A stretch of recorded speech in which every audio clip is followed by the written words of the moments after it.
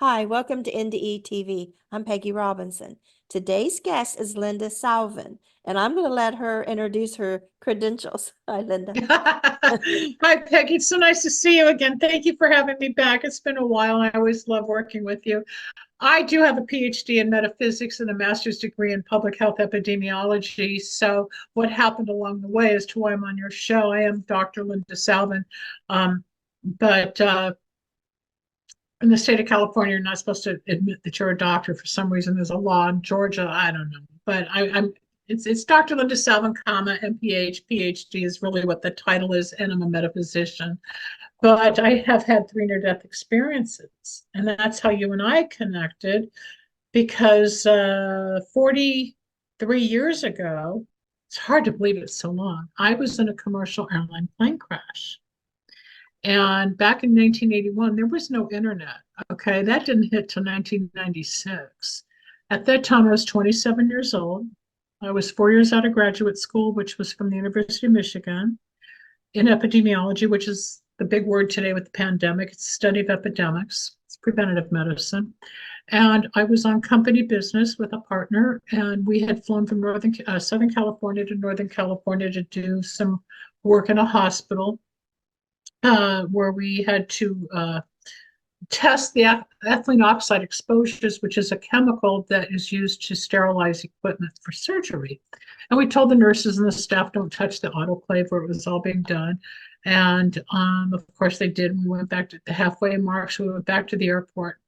And when we were sitting in the airport, he was across from me and I'm sitting at him. You know, you look at outside the window and there's the plane sitting there before you get on. And I said, doesn't it look like it could crack there? And he looked, he didn't see anything, and he thought I was just tired. It'd been a long day. Well, an hour and a half later, we crash landed at John Wayne Airport in Orange County, California, Santa Ana. And when they say you're having a near-death experience and your whole life flashes before you, there is a life review. I'll get to that in a moment. We were coming in for a landing as a plane was taking off on the same runway, which you can't have, obviously. We crash landed by the landing gear was stripped, an engine fell off, and when the plane finally halted, it had cracked in half around the 17th or 19th hour, I don't remember now, at the same point where I saw that vision. So that was my first premonition in life as a psychic. And the stewardess ran down the aisle saying, everybody off before it blows. We had 90 seconds to get off the plane before it exploded, which it did. It caught fire. But I slid down that ramp that looks like a river raft. There's a plane going over. Every time I tell this story, it's kind of like God says, here we are. There you go again. Okay. You know, I still get anxiety on planes. It's a PTSD. It doesn't go away. It's just part of who I am now. But I hit the ground, but coming down the ramp, something happened to me. I became what's known as a walk-in, where a different soul took over my body. And it was the first of three near-death experiences. First going through, oh my God, we're going to die, because there was I couldn't hear the throttle. The plane was out of control, trying to stop. First you're on the pavement, then we're on the grass, and I grabbed the arms of both men on each side of me. I was sitting in the middle seat, second row on the right, and it was a horrible experience. The things that happened to me when I hit the ground and started running,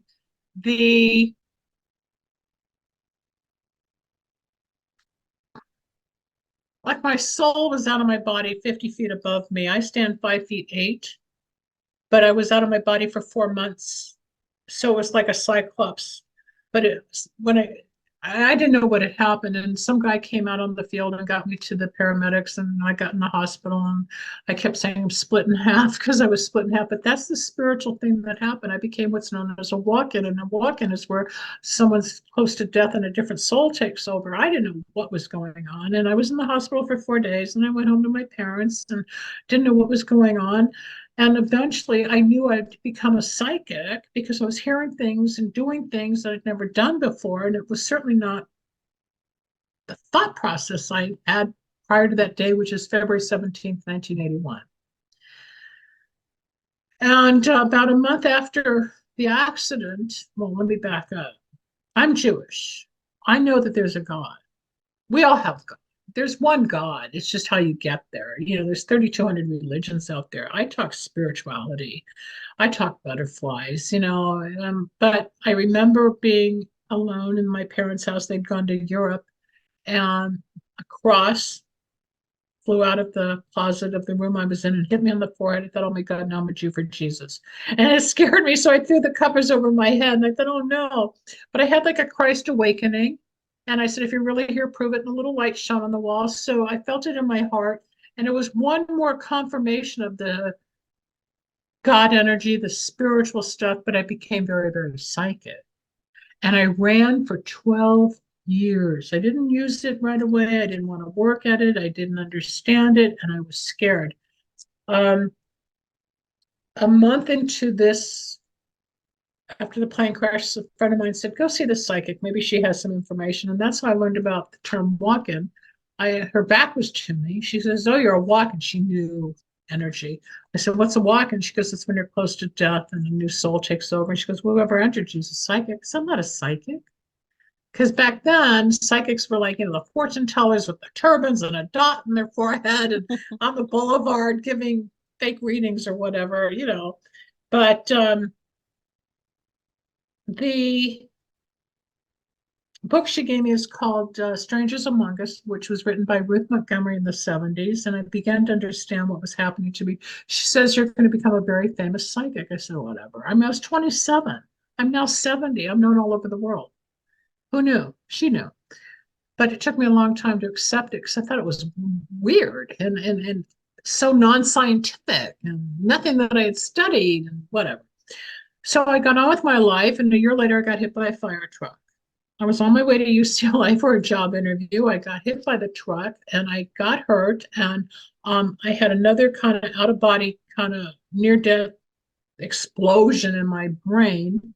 And I thought, oh my God. I mean, I didn't know what to do. I started crying and laughing at the same time. But when you watch, when you're in the car and you see something that's going to hit, you brace and your muscles contract. So I hurt myself, and I had that surgery 25 years after that accident. I finally got it fixed. But when the captain came out of the fire truck, he goes, you okay, ma'am? And I started laughing and saying, oh yeah. And then I started crying. Last year I'm in a plane crash. Now I'm getting hit by a fire truck. I mean, it was actually funny. It was horrible at the same time. Because I thought life, Chicken Little, they were coming after me, and I became agoraphobic. I couldn't go outside. I was afraid, even though you're supposed to have faith and trust. Emotions take over. So I took a step back from healing from the plane crash. Then I got hit by a fire truck. I finally started to get it together. And then in 1984, I was working in an entertainment company, trying to figure out where I belonged on the planet and what to do with my life, because I couldn't go back to my old career. I just couldn't face it. And on a rainy night here in Los Angeles, I'm born and raised in LA, there was a car going west and I was headed south, and there were no lights on because it was raining. And I broadsided this car, and I thought, oh my God, I just want to go home. And as I spun out, you might get chills, or your audience might get chills. A white light went from the top of my head to the ceiling. I was driving a Camaro at the time. And the loud voice that spoke to me coming down the ramp of the plane, it said, don't do this, do. And I was given a message, spoke to me again, said, you come with us now or stay and do. And I was given that message again. And the paramedics came and got me out of my car. I got on the pavement and I said, they want me off the planet. They want me off the planet. I was bonkers. I was fragmented. I had no clue. But near-death experiences, some people just get up and get on with their life. Oh, well, I've got a second chance, blah, blah, blah. The average that I've talked to, not everybody just gets going. There's a process of disbelief, spirituality, an awakening to more than what we know or knew. But there's a peace and there's a comfort and there's a balance of protection, especially from the third NDE with the white light. I felt the embrace beyond the fear from the plane and everything else, because it was all jarbled. But each one, the plane, the fire truck, and then the car accident, it was 1981, 1982, and 1984. We're now recording this in 2024. So a lot of years have gone by. Going through the 80s, again, we didn't have the internet, so I couldn't Google what was going on with me. And there weren't shows like yours, Peggy, to say, here's what's going on. But eventually, I tried different jobs. I went back to public health. I was at a university. I did research. I put together a drug abuse program. I was secretary. I was doing music. I didn't know what to do. And speaking about music, I ended up passing out one night and I ended up having emergency surgery, which took me to another place as a healer. So this whole story is about the near-death experiences and me becoming a psychic and a medium and a healer over time. And I look back now and it was like an initiation. I call it a spiritual initiation by God. I didn't choose it. I didn't cause the plane to crash. I didn't ask for the fire truck to hit me and lose their gear shift on this hill. And I don't know if it was my fault or because it was raining or if it was just coincidence, which is God acting anonymously, because they couldn't tell who was in the intersection. They blamed me because of the impact on the side, but they were going through just as I was going through, but the person on the right has the right of way. But, you can't fight City Hall, right? We know that. But we're all alive. But what happened is I became so psychic and so spiritual that money, prestige, certain things that used to drive me changed. I think you hear this from a lot of people who find God or who have the NDEs because the reality shifts. Not that you don't like people, money, you need clothes, you like good food. I'm not saying anything against it. It's just that my purpose became about helping people. My purpose shifted into talking about God, giving predictions, helping people integrate their mind, body, spirit. The definition of health is the state of mental, physical, emotional, and spiritual well-being, and not merely the absence of disease. And I kept remembering that as I was going through this, like, how do I help people with my background in education, but not going back to, quote, public health? And then the holistic spiritual stuff started opening up, and I tried all these jobs. I just I stood on the boulevard one day saying, okay, God, what do you want me to do? And I ended up on Psychic Friends Network with Dionne Warwick. I ended up on national radio starting in Los Angeles. I was the first radio psychic. I started a broadcasting career in 1994, 30 years ago. I was in 400 markets at one point. And I've been on TV, I've been written up in books. And it's like all because I trusted God to guide me instead of me trying to manipulate and control me. Most of us want to apply for the job or manipulate this or need that. But when you let go, let God, if we are out of control of our lives and let the spirit guide us, it may not be what we want or thought, but it's what we need for our purpose or for our soul or for helping people. I did not know this 40 years ago. Through life experience, I've come to see it and understand it, and all of the accolades and the awards and the things I've done in life. It makes sense now, but it all started with that first near-death experience and being in a plane crash. It doesn't leave me. It's part of what made me. And your whole channel is about people having near death and surgeries, accidents, maybe stabbings. There's so many ways we get a near death experience. There's a lot of people, and I've watched and I've listened, that I think are making some of it up or romanticizing it or exaggerating the experience. Okay. And I'm not going to mention names because it's not necessary, but there aren't that many near deaths out there any more than there's that many psychics out there. Everybody's on YouTube, TikTok, everybody's got cards, and everybody's a somebody now, right? The true ones, as you know, show up, and the others eventually fall or get found out. But the beauty I have found, and it's isolated me from a lot of people, which you probably know as well.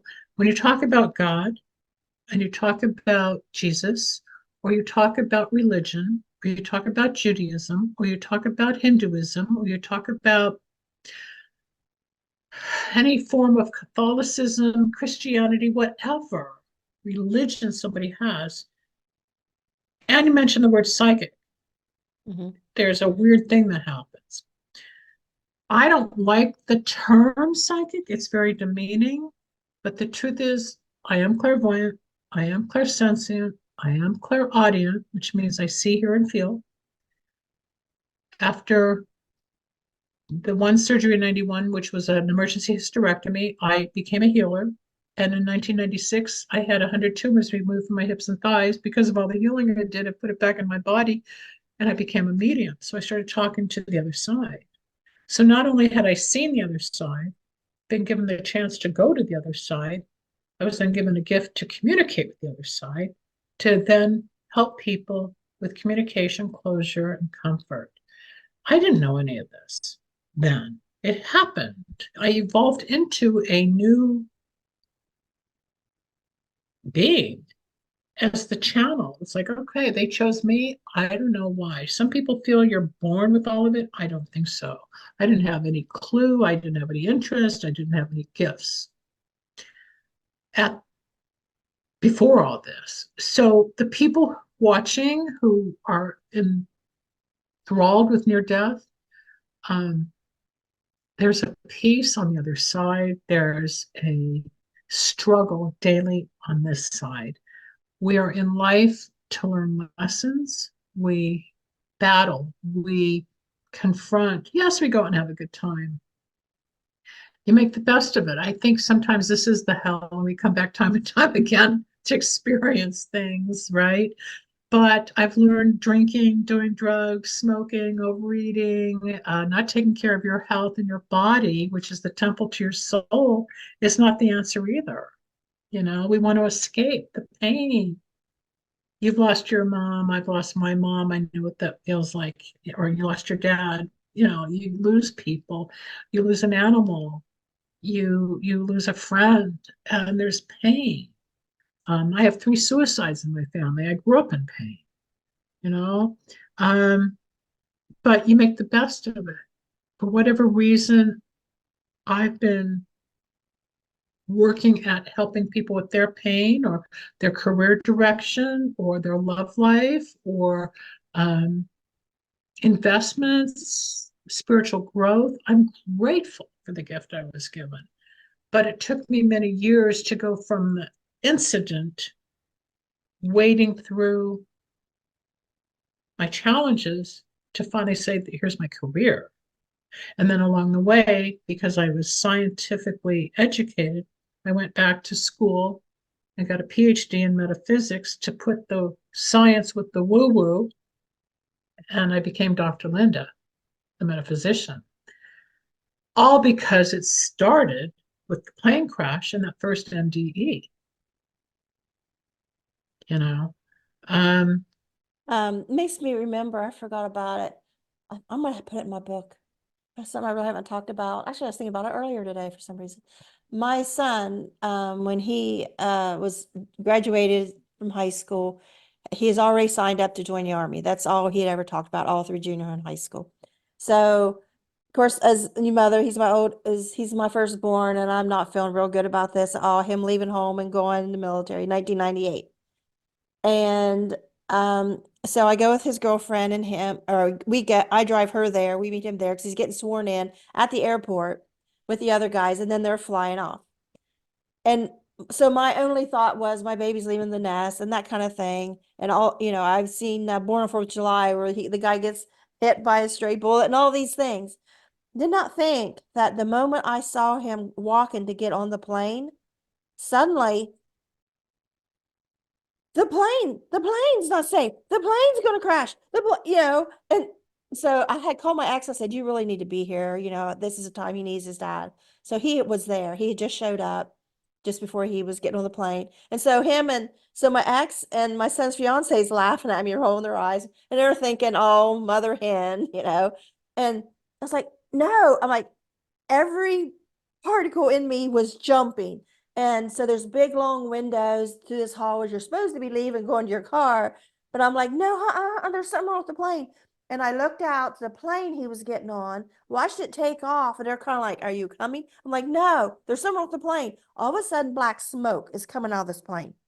I said, look, that's not normal, right? That's not normal. And everybody that's in the airport, I'm like trying to draw attention. Somebody look, right? This is not normal, right?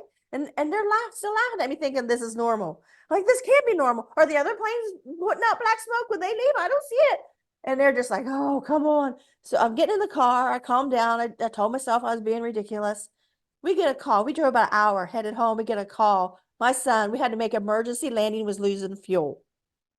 Oh my God, but that's you being psychic and spiritual. You know things, and the average person doesn't, but you knew before it took off. Thank God he was okay, though, Yeah, right? Everybody, thank but God. you But yeah, knew. you feel so helpless in those moments when you We see do. it coming and nobody listens to you.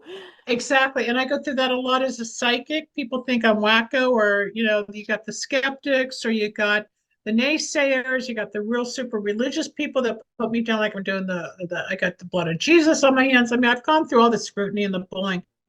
But there's a gift, and you have a gift. And if you didn't have the gift, you wouldn't want to be talking about near death, because you see both sides of life, and you've got the gift of discernment and spirituality to see the material world and the spiritual world, as do I. And a lot of people don't know how hard it is to walk that fine line in both worlds, because most people aren't on the spiritual plane. But the plane then for your son, did they have to get on another plane? Was it Yeah, delayed another yeah. day? What As happened? emergency landing, they lost fuel. Yeah, get on another plane. At least they were okay, but you knew. And when the thing about being a psychic and a healer or a medium is when it hits, the truth hits, or a real fear or some type of warning And it's not comes in. subtle. No, it's not. It overwhelms. Like, Mhm. don't do it. And then people think you're crazy. Like, what is she talking about? And then all of a sudden you're proven true. If I wasn't, it's not about ego, but I mean, I've got so many testimonials from the last 30 plus years of helping people, and the gratitude lists, and whether it's their marriages, their children, their careers, their whatever, you know, that's because people who came to me were willing to hear what I had to say, and the gift gave a prediction. And sometimes it happened, and sometimes it didn't, or sometimes it takes longer, but it may show up. But if people are open-minded to God and spirituality and synchronicity and the other side, and our loved ones on the other side helping us as guidance, or like a guardian angel, we're not alone. We're not alone. The near death gives us on this side, as we're still here, a heightened frequency of observation and gifts and sensitivity. But I also think a lot of us, and I'm getting chills as I say this, that have had NDEs needed to learn certain lessons that other people who just sort of get up, go to work, go to school, get married, have kids, didn't need as desperately or as dramatically as certain people. I don't know. I don't have all the answers. But when you have that gift of insight or intuition, it's not intuition. Let's go back. That was not intuition for you, Peggy. We all are intuitive. We're not all psychic. And that's where I think it's so messed up online. Oh, everybody's a psychic, everybody's a tarot reader. People can collect entities from tarot cards and the Ouija board if they don't know how to properly protect soul. People think, especially the younger generation, that it's really a lot of fun and games, and it's not. It can be dangerous if you don't protect entities from the other side and this side that attach. Our job is to educate. You educate with your show. I educate on my show, to hopefully, and then in my private practice, people learn. But sometimes they have to learn by experience. And by you sharing the experience of you with your son, that's huge. That's huge. And I'm sure that's not the only time, just like you mentioned that there was that you get hits about certain guests, you get hits about your family, you get hits and just in life, and that puts you on a different level. And the average person goes, what's Peggy talking about now? Yeah. And then it happens. The last time was, it will be 2 years this coming July. My youngest adopted son, we stopped at his house to see the grandkids, and his wife didn't come to the door, but the grandkids came, and they're 4 and 6 at the time. And said, Mommy says, no, we can't come. And she didn't come to the door. And so we got in the truck, was leaving, turned around, was headed down back the road, and I told my husband, pull over.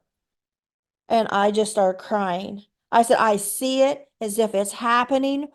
I said, I don't know what's going to happen today, next week, next month, or in a year, but I'm telling you, those two babies are going to come out that door. They're going to walk down this street, down towards McDonald's. They're going to be in the intersection. And I grabbed his hand and I said, pray with me now that they don't get hurt when they're in an intersection, because it's all I can do is pray that they don't get hurt.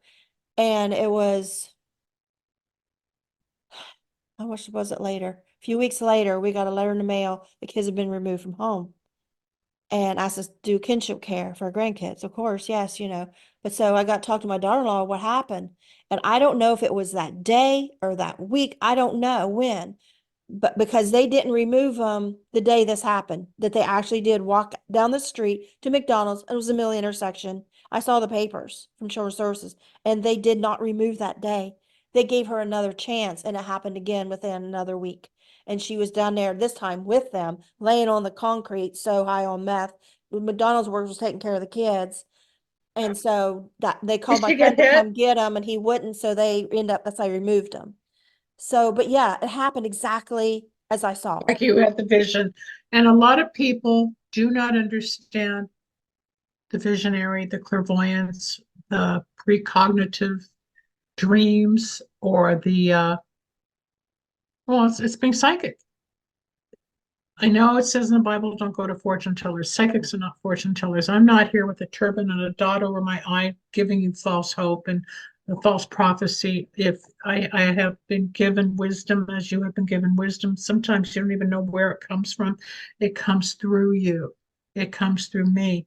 The true, blessed, chosen, spiritual people, we just know we're connected to the other side. I had a rabbi who's no longer with us, who's deceased, and the way I used to talk was it 14 years ago. He said, Linda, you should be a rabbi. I said, I don't want to be a rabbi.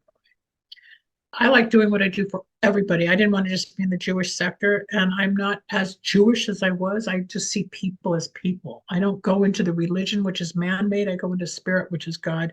Can I recite my little butterfly poem that talks about God? Because I think it'll tie it all together. Because there are a lot of psychics, but they're not all spiritual. And all spiritual people aren't psychic. But again, as I said, I came from science from Michigan, and then all the initiation of this near-death experiences in the 80s to how I evolved in radio in the 90s and the 2000s. And here we are halfway almost through this decade. It's going so fast. But many, many years ago, when I was questioning God, which I obviously found the plane crash and white light and everything, but somebody gave me a poem. It's a Sanskrit poem. It's from the year 1200. You can recite it because it's not copywritten. I've done all the research. It's on my website. It's on my infomercial. It's out there. And I put it on my show a lot. And it says, God, are you real? So imagine a child going, God, are you real? Trying to figure out what is God, right? So the child whispered, God, speak to me. And a meadowlark sang, but the child did not hear. So the child said, God, speak to me. And the thunder rolled across the sky, but the child did not listen. So the child said, God, speak to me. And the star shone brightly, but the child did not see. So the child said, show me a miracle. And a child was born, but the child did not know. So the child said, touch me, God, show me you're real. Whereupon God reached down and touched the child, but the child brushed the butterfly away and walked away unknowingly. It's that simple, that we're around it all the time. We have people, places, things. It doesn't have to be in church or temple or a mosque or whatever. You can pray at home. You don't have to pray on your knees. You can pray for 2 seconds. Sometimes I'll say, thank you, God. Good night, God. Good night, Mom. And I'm out. Sometimes I'll go, oh, God, I'm in trouble with this. And I need help with that. And I'll give them long talk. Prayer is just talking to God. Meditation is listening to ourself inside. You don't have to sit for 20 minutes in the lotus position. If you want to and it helps, great. I don't have the patience to sit and meditate, but I find my way to God every day. And you're not going to hear that from a lot of psychics because they don't talk God. But not all psychics have had near-death experiences where I was forced into I don't know, today's the first day I'm even hearing it. It's like a spiritual funnel, you know? Whoever, God, chose me and put me through all these tests and twists and turns. I lost a lot of friends along the way, which is what I was saying earlier. I got off track because a lot of people don't want to hear it. A lot of people don't want to believe it. A lot of I people think are also people afraid. think we think we're special. Like Do you we think can't that's just be normal like everybody else. Like we think we're special, that we have these gifts or that we have this super or whatever. they Um, don't realize how insecure or how much pain or how much bullying, Anxiety. anxiety, lots of anxiety because you pick up so much like an antenna. Mhm. I took a trip to Alaska last month and I went 70 miles north of the Arctic to watch for the northern lights and I found them. It was a 10.5 hour bus ride from Fairbanks up to where we were at Coldfoot. And then we flew back and I had a panic attack. I stopped breathing because even though I have been flying since the accident, in my brain, in my emotions, in my neurological system, I still think, oh my God, we're going to crash. Just like you thought your son's plane might crash. Yeah, there was a problem. There was no problem on this plane with 10 people, but the little Cessna scared the daylights out of me. And the girl sitting behind me tapped me on the shoulder, said, "You okay?" I had stopped breathing. I held my breath out of fear, Peggy. And then I went, and I unhooked my jacket and took off my scarf, and I needed air because I didn't realize I was having a panic attack. And I had another panic attack on the major airline from Fairbanks to Seattle before I changed planes again. It hits. No matter how much I pray, and I know, all right, they're not going to do that again. I'm not going to be another plane crash. There are certain things you can reason, Mhm. and you know God's on your side. But sometimes we can't control how we feel. And that anxiety comes up. And I spoke to a stewardess. She goes, "I have anxiety too, and I'll help you through this flight." Because she related, even though she gets it, she walks through it. And that's what we do.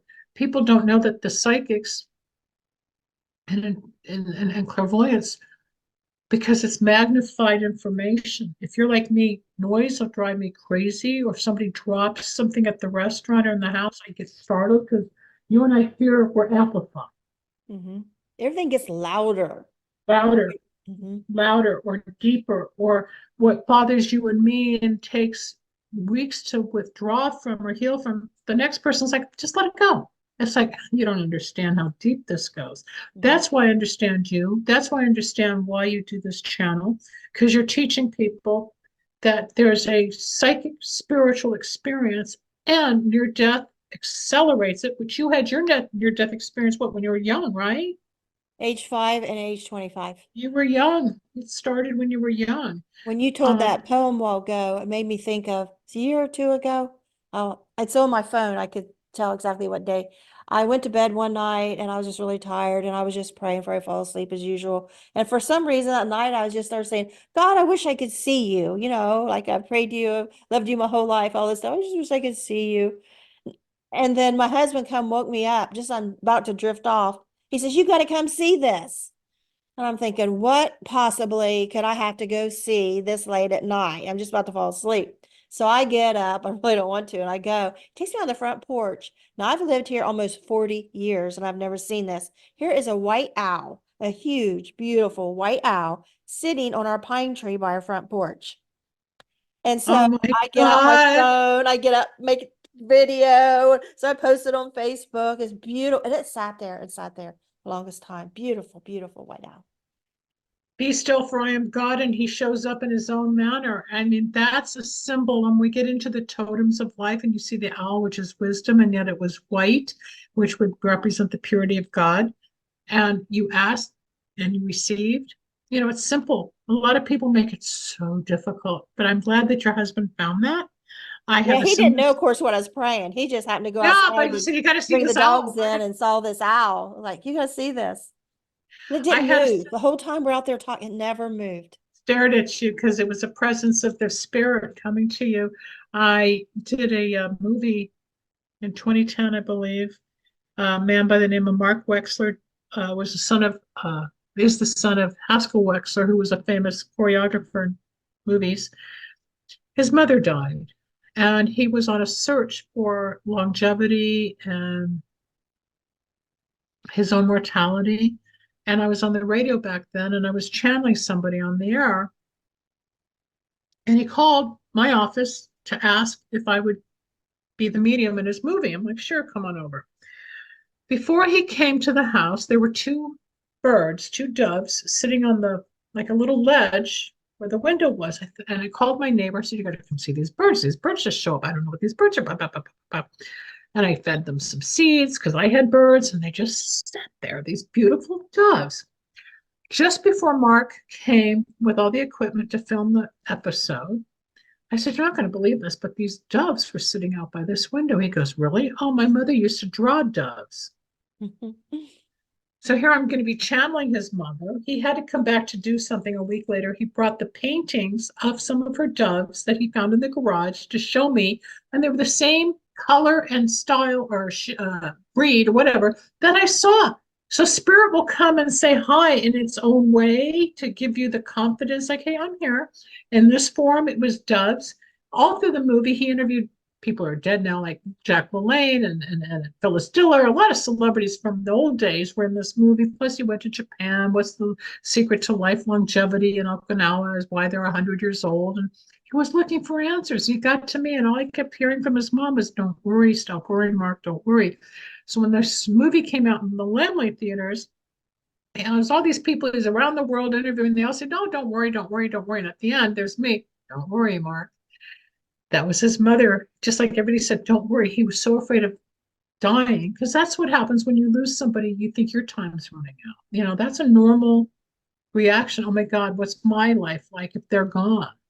That's normal to feel. So he did a whole movie. It's called How to Live Forever. It's online. But it was just interesting with the doves, just like you with the owl. The universe will speak in totems, messages.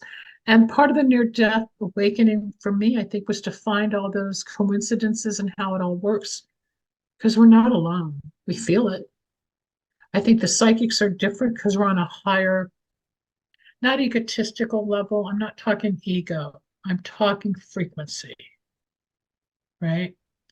You're so sensitive, Peggy. You can tell when you're being bluffed or fooled, or if there's danger. You've got that other sense. And people may think you're wacko. You know who your real friends are. There's some that just don't want to deal with you because they're afraid of what you might say. Sometimes I'll say something that's probably happens to you, and they, was that a psychic prediction? I said, no, I'm just being your friend. You know, I'm not here to scare you. I'm just And saying something. when I was in my 20s, I worked as children's service investigator. I never made the connection like I do as I get older. That I thought, was that a little bit of psychic stuff coming in? Because I got confessions real easy. And the cops would be jealous because, like, how did you do that? They were getting Right. nowhere with this person. And I would just go in and just, I really want to hear their story, hear their side, and they just give me a full confession. They're like, how'd you do that? I think as psychics or spiritual people, dogs love us, animals love us, children love us. Our energy draws it in. So if people, like if you were talking to criminals or whatever you were investigating back then, it's like with me, I can be anywhere and all of a sudden they're dumping their family issues on me. I just met them 20 minutes ago, right?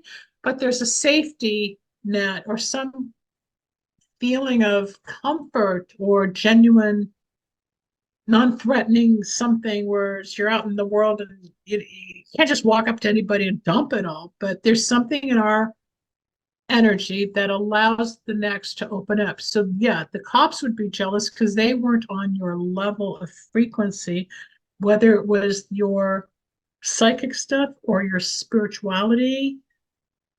There was a safety for that criminal to say, well, I did this, I did that, I came from blah, blah, blah. And you got the answers. And the cops who'd been working at it for years, didn't have that kind of success because they didn't have that kind of energy. We are energy. God is energy. If you want to look at Jesus as a symbol, that's fine. So was Moses. Buddha was a Buddha who gave the 12 definitions on how to reach not steps. They called it, I forget what they call it, but there were 12 steps to be enlightened. Each entity has its own. Buddhism is not a religion. Judaism is a religion, it's also a culture. I do both. I am not happy with the war overseas and I'm not taking sides. Of course, I pray it goes away. But even though I'm Jewish and I defend Israel, when I hear people dying in Palestine, they're innocent people. They're still human beings. We here in the United States, we have starvation right in California and in LA where I live. There's people on the street in tents. And like you see on Facebook, you'll pay $22 million for an athlete, but you can't clean up your own streets, right? Where's the balance? Just like people who are frauds, pretending to be who they're not, making tons of money, cheating or whatever, they don't always get busted. And then it's the little people who have a heart get hurt. That's Earth. That's this planet. You keep doing good work, Peggy. You keep helping people and you keep enlightening people. And there's always somebody new to your channel that's going to go, wow. Because even though you're exposing and introducing NDE survivors and experiences, it's still the truth of the spirit, of what we are on the planet, who we are as humans. We're souls. We reincarnate, we come back, we change, we grow, we hurt, we live, we die. As soon as we are born, we start dying because we just don't know when. It's our journey. But the other side is real. There is life after death. There is truth to the near-death experience. The white light is real. Like I said earlier, the life review is real. The repercussions. And until you meet someone else who's gone through it, you're alone out there.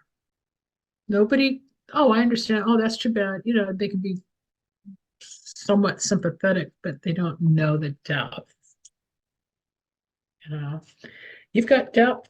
Did your husband understand all of your gifts when you got married? Did you explain it all? Or did We've you break out? been married 27 years, November. He's my second husband. The first one was 16 years. But my first husband, so he was there during the NDE for the dual pregnancy. And I told him about it a few months after when I realized what that was. And he said, I I know how it sounds. He says, but I know you and I believe you. But I know how it sounds. And so then I told my sister and she just looked at me funny, walked away. I told another friend and he looked at me funny, walked away. So I just kept it quiet. I didn't know the word NDE and stuff. And so I didn't know, like, even No, what we it didn't came to know it look it back up at the then. library.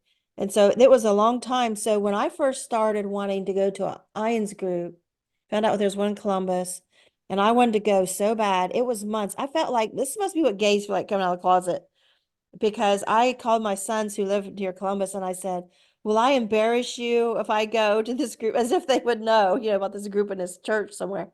And they said, no, do what you got to do. Because I felt like I'm going to come out there as just this ridiculous, person to them. And they said, do what you want to do.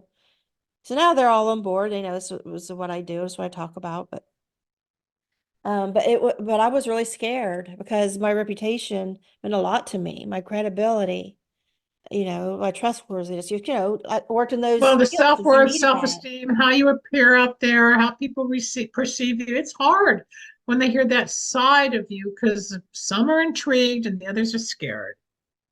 Or they're afraid of what they might feel within themselves that they themselves haven't been able to express. Or you're like me, where you start talking about, oh, I'm psychic. I had this dream. I had this experience. It's like, no, it's not quite like that. But everybody always wants to compete, right? Yeah, and I think I was afraid too, like once I opened up that maybe I would be led to some bunch of stuff I didn't want led into. And I have kept myself from all that I You don't are want. allowed to do that. No, you can control it. I went way 1992.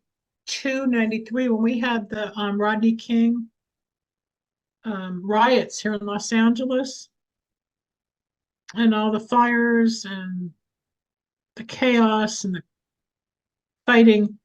About 3 weeks prior, I was in my apartment writing some lyrics. I like to write. And I wrote about the city on fire and people dying and all these things happening. And 3 weeks later, it happened. So I said to myself back then, I don't want world events. And I somehow stopped seeing, feeling what's going to happen out there. I want to stick with people with their love life, their careers, their nutrition, losing weight, getting healthy, whatever. I do detox of glyphosates, which is all the poisons in our bodies and our food, and I help people integrate. But I don't want the responsibility of like a Nostradamus or a Edgar Casey. I don't want that. I have the gift, and so do you. I have the ability to go there. I don't want that. The only thing that I did see, which scared me, which is starting to come true, and I'll admit it, is in 2016, when Trump won the election. I was coming down the steps of my other home, and I remember thinking, oh my God, I see concentration camps. And it scared me. So I called my dad, who was more lucid back then. And I said, I think this would be concentration camps. Well, since COVID, there were camps in Australia. There's camps here in Los Angeles, 40 minutes from me. They're in Ohio. They have COVID camps. They have put together camps. And it scares me because we don't know what's coming. And I think that's the fear. There's controversy, there's conspiracy, there's anxiety. Then if you don't buy into all of it, there's peace, and you'll see your kids grow to become grandparents themselves or parents. There's so much going on. It's scary. And It's I'm not all sure what man-made. it It's all is, man. man-made fear. They want us in fear, just like they're poisoning us with our own food. Whereas you go to Europe, the food doesn't have half the chemicals we have here. It's different. But I think for some reason they want us running scared here. Just like we were talking before the show, we've got this big eclipse coming up on Monday. Mm-hmm. And that's the 8th of April, whenever they watch this show.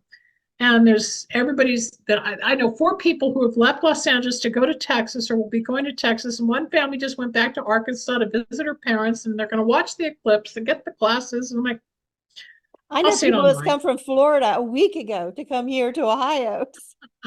Are you right in that line that you'll Yeah. have a full darkness? We need to go further north to have a better look, but yeah, we're in the line. Okay, then what about some of the biblical terms that they're coming up with as to where the shadow is supposed to cross on certain cities? They're in the Bible that are supposed to be satanical, and it's going to be a negative experience and all this At it. stuff. It's gonna last 3 minutes. And you gotta look through glasses. So who's really benefiting? The glasses maker, the airlines, The and hotels and restaurants and the gas stations. yeah, it's only another eclipse. The last was in 2017, then we go to 2044 or something. There'll be a few others in between, but life goes on. Spirit goes on. And Souls the go on. YouTubers saying it's into the world that's, getting views because of they're creating fear. Yeah. Yeah. No. Crap. It's just Fear, we have a lot of fear, false evidence appearing real. We get anxious, but psychically, I don't see the end of the world. Psychically, you don't feel the end of the world. It's like all this fear mongering going on out there. There's a lot of negativity. There always is. There's always war. There's always some upset. There's always famine. There's always inflation. This is bad inflation. But a few we months survive. before we heard about COVID, the end of 2019. Yep. My Because we did. mother-in-law, she passed New Year's Eve of 19. So it was like right after that. So it was like the very beginning of 20. And I was staying at the farmhouse taking care of his dad. My husband worked away in these home weekends. But anyhow, so I was up there making the bed and news was on, and I was just kind of daydreaming, and I thought, I always wondered if the end of the world would be in my time. I guess it's not, because here I was then, just probably just turning 60, and I guess it's not. All of a sudden, I just heard like, yeah, it will be. Like it would be in my lifetime. And I thought, And then COVID came. And so I was like, and then all the concentration camp conference talk, and then think about how the flu was back, what was 100 years ago. People was leaving their The dead family on Spanish the flu. porch. Yeah. And I thought it was going to get like that. And so I was really freaking out. But yet I was not buying anything they were saying on the news. It was just the fact that they were trying to make us scared. Why are they doing this? The numbers of the deaths constantly bombarding us with the numbers of the deaths. And then you start hearing stuff about that they were, I ain't gonna say too much because they'll cut out my video. But, and see, that's another thing, the censorship that started brought a lot of Censorship. Well, that's the fear. same thing with, am I really a doctor in the state of California? Georgia's got the same law. No, censorship, and you got to be careful on the channels as to what you say about the C. And I understand about the jab, and I know that we have to censor ourselves now because we don't have freedom of speech like we used to. My gosh, it's getting to be a smaller world, and it's getting to be a scarier world. But we have to keep going. If we live in constant fear of them coming to take us away in a truck, or you know, And people we losing can't their live like job that. because they won't take a certain medication. Military being targeted as terrorists if they didn't take a certain medication. Doctors losing their jobs, firefighters, police, everybody, because they didn't take a certain I mean, Right. No, that no, created more that fear was than really, anything. right. To That think was of just scary. taking a Now they're job. starting to apologize. Now they're starting to come back and say they were sorry. Now they're starting to say that they realize the big mouth, whose name starts with an F, who's no longer on the scene after $12 million, of all that fear stuff, because I'm not even sure. I had it. I got sick, and I tested positive, and I had two jabs, and I still got it. I mean, it lasted 17 days. I was sick, and luckily I was okay, but then the exhaustion, and it took a good month to go through the body. And some of it didn't even feel like a real virus. Some of it almost felt digital to me. Like, is this real? You almost start hallucinating. You sleep a lot, you cough, and then you're fine again. I don't have an answer, and I don't know that half the people. Is it man-made? Did it come from the lab? Is it really viral? Are we going to go through it again? I doubt we'll have another lockdown. The About human. time for a big election, probably, yeah, where you need mail-in ballots back in the It's always an election year, and then day. whoever comes in the next 4 years, and then once he's in after the first 100 days, they'll start talking about the next election. I always felt that it was a trial run. See how they act, see how they react. And I don't think we reacted the way they wanted, so they didn't need those coffins. I think No. it's a trial run. That's just how a feeling I have. Don't know. I Well, can't base it on anything. It's just like a trial run to I me. know nurses and doctors who were in hospitals that told me what they witnessed, what they did with their patients, and how many people they actually see die, tried to rescue. Or one of my friend's mother was in a nursing home, or assisted living, and she couldn't see her at the end of her mom's life except through the window or through a camera, which was made it hard. And the woman died at 101, maybe. And this girl's an only child and lost her mom, and she's still grieving after all these years, and it's hard. And then you hear about those, well, the longer they're sick or they're intubated, they get paid, and it became a money thing for the hospitals and the doctors. So you hear both sides, and all of it on humans, just the Car basic. accidents was died of the word we're not allowed to say. Yeah, yeah, no, they The blamed money. everything because they got paid for it. It's skewed, and And it people like, created the fear because of the numbers went up, and yeah. right, right. And Hindsight 2020, and that was year 2020. I mean, that's just ironic. but No. there still are people who are sick today, or who have lost children, or who have had heart disease. There's still problems. It's ongoing. It didn't I stop. have a It's just cousin that died of it. how long after? My cousin that she died of COVID. During the COVID season, during the pandemic. That's sad. What we have to do, no matter what, is do the best we can with nutrition. I offer some products that detox the body from glyphosate, which is the weed killer that's on all our food. They're inoculating the animals with it. There, there's ways to stay healthier, to feed the cellular structure of your body, to help your memory, to get rid of metals from the brain. And you have options. People have options to stay healthier and not just always eat processed foods or get in the line of fire of negativity out there. The choice is theirs, which is why I was complimenting you, because you've got such a youthful look. A lot of people our age have that matronly living to survive kind of look of they don't care about themselves. They don't do their hair, or they don't color, or they don't wear nice clothes, or something's wrong on that level of frequency. People always have a choice Well, to I have get a better. granddaughter, my son's daughter. The doctor said she's on a slower clock. And, we never heard that term, but What I does think that mean? I think it must be what me and my son, her dad has, and my mom and her mother. We never heard the term slower clock. It's just we always look young for our age. Like in our 20s, we look like teenagers. Our 30s, like in our 20s. You always look like 10 My years. mom and dad were always youthful looking, and my dad at 95 is still very handsome for a man his age. People think he's in his 70s because he looks good. I'm 70. I met somebody in his 30s on a trip, and we connected. It was a past life thing. It was beautiful to reconnect, but we're miles apart, but the feeling was very genuine. And that's what also happens if you're very aware. You can find your soulmates in different connections, and the youthfulness will shine. As I said, the more spiritual people are, more times than not, the youthfulness comes out in your eyes and in your cheeks, and you look to be younger because you're more evolved internally. Yeah, I You was know, late starting puberty. I was late in menopause. I was just late and everything. I was well, you slow, don't look as old, yeah, slower. but so then you do have a slow clock.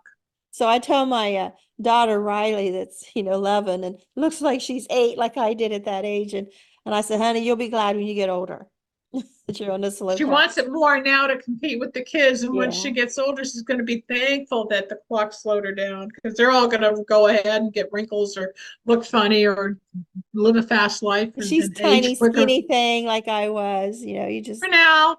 yeah. I said, enjoy it while it lasts. Don't catch up. So, well, I appreciate you coming on. Was there anything else do you want to cover? That's up to you. That's up to you. I think, just near death is real, fear is real, anxiety is real, psychic is real, life on the other side of what we see is real, spirituality is real. Religion is somebody's idea put into your mind as to how you should live, might live, want to live. There's beauty in all religion and there's ugliness in all religion. I personally stepped away because I don't want to be mind controlled. We got enough going on TV and YouTube, and we're so into digital everything that we're being brainwashed daily. I try to like Yeah. The detach only thing that and scares me go is back I to see God. a lot of spiritual people or new age people hate religion. They don't want you to say God or Jesus in your NDE or heaven and you got No, to they say the don't. And source, and they're like trying to control everybody. And I was like, hey, right. let And I get them away from be the and new tell their age. story how they want, let them be who they are and you be who you are and stop putting all these restrictions, Yep. ganging. The We're new not going to age learn from movement, that. I agree with you, is a little different. Um, I've been to the workshops and the seminars and the conventions, and some are a little wacky, and I don't feel comfortable because they're really out there in another world. I love crystals and everything, yes. I love psychic, spiritual, yes. Am I a religious fanatic? No. Do I believe in God as I see God? Yes. Do I feel that we all have an opinion? Yes, but don't shove it down my throat. Hmm. Don't Yeah. try to change how I feel. It may not agree with Right. you, which is why there's 3,200 religions out there, because somebody else had a different idea of what it means. You go to Haiti, you go to Africa, you go to different parts of the country, you go to different parts of the city. You meditate, you pray, whatever. As long as you stay in your own zone and don't hurt anybody. The worst comment I get on my show, and I got seen another one today, and I let them have it, is they say about my guests, they need to be saved. You can't go to heaven unless you come know Jesus. And I was like, my guest is the nicest person. They come on and they share their heart and their bare their soul, tell their story. And you, so Christian, that you are putting down and hurting my guest feeling by being Correct. judgmental and mean. Right. Like, So that's not that's a not nice quote thing to Christian, say. You and need that's not saved. Christian. No, it's not. But that's where I think the reborn, newborn, I don't even know the terminology, sorry, but that's where you kind of like shove it down your throat. And I had that kind of an encounter when I was in Hawaii many years ago that somebody's like, I don't need to be saved. I understand who I am, but I got scared, like, well, maybe he knows something I don't.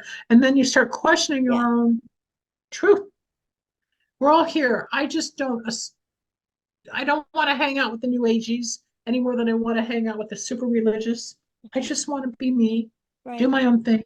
And the people that need my message comes to me. The people that need your message go to you. And we're all one because that's all there is. There's only one. It's just how you get there. At least get there. Even um, I talk to people. I have some clients who work in the prisons, and they tell me how they watch some of the diehard murderers or burglars or, I mean, nasty, real sick criminal find God and how they change and how their personality softens. But they're not Bible thumpers throwing every passage down your throat. They have found, and I got the chill, of a higher power. You want to call it God, source, love, light, Jesus, Moses. I call it sometimes Penny, my dog, who's on the other side. I'll talk to the birds that have died. Doesn't matter, but don't shove it down someone's throat if they don't want it. I was a counselor in a women's maximum security prison in West Oh, Virginia. I forgot about that. So you And understand. to me, it's just the land of manipulation. Employees as much as the inmates. It's just constant manipulation and breaking of rules, breaking of laws, both sides. And it made me sick. That's how most of the world works. Yeah, And you and I see it through all does. the And it makes me BS. sick. It's like I can't work in a corporate structure because I see all the BS and the one-upmanship and how you can work for 20 years and not get a promotion or a raise, or they're not acknowledging you, but you're doing the work. I just talked to a girl today who's been with the Kaiser people for like 28 years. She's got another two to go to retire and she can't wait. She's turning 60 this year, but they haven't promoted her where she needs to be as an LVN. And I said, you're just buying time, but she'll get some benefits and then she'll get on with her life. And it's sad because most people get stuck in the wheel and it's hard to go further because whoever control it, as you were saying, don't allow you to really grow at your fullest potential. It's hard, but at least you saw that. I worked in the California Youth Authority for one couple of months, teaching kids on parole how to clean works and wear rubbers to prevent AIDS back in just when the AIDS epidemic was hitting. And I knew going into the jail, they don't care about that. They're already in jail. And I remember this gorgeous blonde boy. I said, what? I thought, what is he doing here? He was gorgeous. I said, where are you from? He said, Malibu. So of course it's very wealthy. So what are you in here for? He goes, without batting an eyelash. And I'm sure you experienced this, Peggy. He goes, oh, I shot my girlfriend's father. Just like I went and bought grapes. I mean, just no emotion. They're proud. Yeah, they're proud. Anyway, are Well, you going to edit all this? What are you going to well, do? I'll tell you something before we end. I'll tell you right here. When I started working at the prison, they put us through academy. And and we're told, we go to the academy Monday through Friday, we come home weekends. So we stay there, we have a room there. And we are told no sexual activity, you'll be kicked out. We're all new hires. And this is a brand new prison we was all starting at. So, and we hadn't got the inmates in yet. And so we're all new hires. And a few weeks in, people starting to get relaxed, starting to do bad things.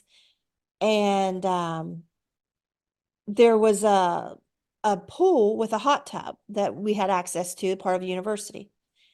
And so I'm getting out of the pool, getting ready to go to the hot tub, but I stopped because I think, what's going on? I don't want to go over there. Why is all these men in a line lined up into the hot tub and two big fat girls that have got our new hires for the boys juvenile correction? Two big fat girls just got hired in to work at the boys juvenile correction are in the hot tub. What's going on? These boys, well, you know what they're doing, right? Under the water for these men that's gone away from their Yeah. wives all week. And I'm like, whoa. Okay, they're senior citizens in this hot tub doing water aerobics, and they're going to relax in the hot tub here in a little bit. And that stuff's in the water. And I went to the boss, okay, the corporal, and I'm like, this is going on because these women are going to be working at a boys' correctional and they're doing this. Like they need fired. They cannot work in this system, right? Well, guess what? The investigation started. And in the middle of the night, I heard something slide under my door. It was a paper. And they had and it was all like that, something I've only seen in the movies. They cut out letters from a magazine and to make the word say, snitches get stitches, and the B word. So we're not out of our room at night, but I went ahead, opened my door, and I ran down to the sergeant who was on duty during the night. And I says, I got this. I'm scared. Because we Yeah, had to you get were up early threatened. in the morning and run. It's still dark out. We're doing a run and we're all close together. And somebody's threatening to knife me. I'm scared. And so he's like, just go back to your room. And I thought, is he gonna do anything? So long story short, it was graduation day coming up right after that. They put a bodyguard on me. You couldn't see him, but they said he was there watching. And they said, you have a choice. You can either go through graduation or skip graduation and, go ahead and start working at the prison. Oh And I my would God. take over for the warden of programs because she had to come watch the graduation. So that's what I did because I didn't go through graduation. They says, we'll send you your paper. But before that, before I went home, what he was called corporal, the guy head of the whole thing, brought me down to the office. He said, we interviewed every single person. You were the And only they one that told denied us it. the truth. Yeah, they all denied it. You were the only one that told us the truth. They knew I was telling the truth. So what happened? Did they bust the Nothing. med or Nothing. They did nothing. They did nothing. And so now I had to work as with some of these people, not the girls, because they who work were in the watching? juvenile, Yeah, who had your, but they some were of the watching. people that knew I was a snitch. And they let me know you don't snitch on fellow, your co-workers. Like we're all supposed to stick together. Like I'm no inmate. I don't live by No, inmate, you're a whistleblower like I oh, am. everywhere I go Yeah, because because I I see don't the put up truth. with crap. No, It's wrong is I wrong. just, I, yeah, no, I have a letter to one of the airlines. I want to mention who, because they abused me when I was having a panic attack, and you don't do that to somebody. And I reported them to the FAA and to the airlines, but I'm going to spend tonight redoing some of the letters. I actually met a captain who helped me when I was on the ground, and he heard my whole story, and he was on my side. And I have his letters and his ID. It's like some of these stewardesses or stewards, it's like they're power trips, just like you at the jail. They're power trips. They don't want to be called out on their stuff, but you and I see through the power trip, and maybe we'll rattle a cage. They know that somebody knows their game, and maybe they won't get fired now or then, but something's going to happen down the road where they Oh, don't it get to do did. their. It did later. And I Did ran for it? the Did it catch up governor with and them? I said, I told them at the academy. I told them. And they wrote me back a letter. Oh, you should have did this. I did all those things they said I should have done. So I didn't respond to them. Well, then about a year ago, some more stuff come out. And so then you're gonna deal with it. You're gonna deal with your lawsuits. You're gonna deal with your bad publicity. You could have addressed things back then. And I'm sure before me, stuff would come up. But in the academy, guys were bragging that they were going to have sex with these female inmates and then just do abortions. So nobody knew. I'm like, okay, that's killing your own children and you're going to get rid of the evidence and you already know you're going to do it. And you're just talking, laughing about this. And me have nobody to report to because nobody listens to me. Nobody listens. Nobody wants to. It's, see no evil, hear no evil. It's like everywhere I've worked, I've come across, I go in starry-eyed thinking that this is a wonderful thing and you're going to help a lot of people. And in no time, You're I still with the find system. corruption and I'm blowing the whistle and then I'm running out for my life. Every place I've worked. So, so But you're get home now. protected and you're still here, but you're protected and still here. I rattle cages too. And you know what? Maybe somebody's going to listen, or maybe they catch up later, or maybe they catch theirs in the end. but it's like being a little earth police man or woman, because I always felt like, I always watch all the crap that goes on and yet nobody does anything. Where's the cop when you need him on the street when somebody's speeding or cutting in front or making an illegal U-turn, and then the innocent people get caught for something, because the tail light's out. What about the person who's going to cause an accident? It's always imbalanced. Yeah. And like before I introduced you, we were talking about nursing home abuse.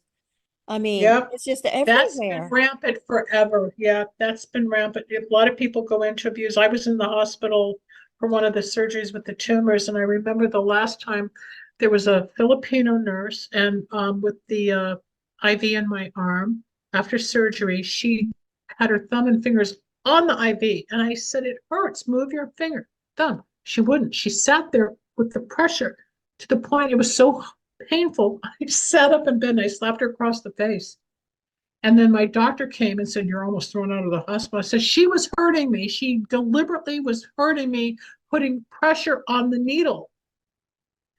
They don't want to hear the truth. So I wrote a letter to the chairman or CEO, whoever at the hospital. I said, "I've been in this hospital a lot, and so have my parents, and I know through the surgeries I've never been mistreated like this Filipino, whatever her name was. She had her thumb or fingers on the needle, and I was in pain to the point she wouldn't listen. I did sit up and I slapped her, and she stopped. And I never heard anything back, but I was not going to shut up on that because that hurt. That was deliberate abuse, like everybody else, or like your sister. I mean, or like the girl I told you was on my show earlier, and what happened? The dad said they dropped me, and nobody would listen. Just like this guy from the AMA, you're against the law being a doctor. Well, what about chiropractors, dentists, eye doctors? I mean, professors. I'll be okay. But it's just that I feel like they're watching me, and it's like, for what? I'm not doing anything. Yeah. But somebody I has filed to. so many complaints, so many places on children's services. And finally it went to Ohio Civil Rights, and they bumped it up to United States Health and Human Services. But earlier, before that, Ohio Department of Child and Family Services said, we have a rule, we don't have to go by the rules. And so by the time I got to United What? States Health and Human Services, I told the investigator lady who got the case first, I told her that, she's, oh my God, we are going to get them. We are going to show them. She was just shocked. Everything I'm telling her, I sent her tons of evidence to back up everything I was saying. 5 years went by. The case still was open. Nobody saw what's going on. So finally I get frustrated after 5 years. I called and hear that first lady has retired. And so now this man, he says, somebody just gave it to me. He says, you want that case closed? Fine, I'll close it because children's services have a rule. They don't have to go by the rules. Oh God, again. I was like, I waited on They're you. such imbeciles. These are how people get paid, and especially if it's government, it's our taxes. It's just stupid people that don't give a shit. And judges, juvenile judges say, well, I see Oh, no please. evidence of anything, but I have to do what children's services say. And I'm thinking, this person doesn't even have a bachelor's degree. You went to law school, you were hired in as judge, and you're going by what this stupid caseworker that doesn't have a clue about how to raise one child, let alone 15, you know. No, So because you see all the over their truth. head. It's over their You heads. see That's what it is. see through everything like I do, Peggy. You're razor sharp. You go right to the source. You see the truth. It's hard because we try to blow the whistles and then you get in trouble. And if you blow the whistle at the wrong time or person, you're going to get killed. It's like God gave us eyes to see, but not a society that will take Not their on planet blinders Earth. off Not and on do their Earth. thing. Not on Earth. They Not on like it Earth. the Cut way this. it is. Yeah, no, cut all this part out off the show. Stop it, or we'll edit. Thank you Oh very no, much. I I don't enjoyed care. I stand by every word I say. It's fine. But we better get off here. We get ourselves in trouble. Yeah, okay. This was great. I'll have you on my show. Okay. Let me get through. Well, I'll find some time. I do my show Tuesday and Thursday. I'm booked next week, but the following week it would be 4 o'clock your time on a Tuesday. Would you be free? Yeah. Yes, I am free at 4 o'clock on All the right, let 11th, me next Thursday. Yeah. let me or do I Is already that have some? Eastern Let me time? check my calendar. Let me Eastern? no, I'm Pacific. Yeah, Uh, Eastern for you, Before but it'd be Eastern. Okay. yeah, let me look Okay. at my book and I'll Okay. text you. I'll message you. I think Oh. you blocked me on Facebook, so No, unblock no, me. no, no. I got rid of my Facebook months ago. I got rid of the whole doggone page. A Oh, lot I of thought you people were think so I mad. blocked I them. didn't know. And Oh, I stayed off Facebook for a long time, and then I started back up just so I could invite guests. And I've only got like a few hundred people on there now. It's not very many. oh. So So what if I yeah, go just back send me and a find Facebook Peggy request. Robinson? Yeah, Oh, okay, I know I'll I go probably find. offended everybody. I couldn't cope anymore. I There's know you were breaking when I 5,000 last. friends and everybody's opinions and people coming at me every time I say anything, and I'm like, I gotta get I rid of this know. bad energy and just clear everything out. So Yep. Yep. I didn't All mean to right. This block is you. great. No, I thought you were just so angry. I No, hate everything. I hate somebody this just job. I asked me hate this. that. I have a Jewish You were friend in having New a York, hard time. and he thought I blocked him. And I said, no, I got rid of my Facebook. Oh, all right. But Well, I'm yeah. glad you're here. I'll bring you on my show and we'll do something cool about near-death experiences. Okay? Okay. All right. All Sounds right. good. I'll talk to you soon. Have a good night. Bye-bye. Be safe. We'll survive the eclipse. Yeah, we will. And we'll If survive the not, I'll 80s. see you on the other side, right? All right. See you We'll then. party. Bye-bye. Bye.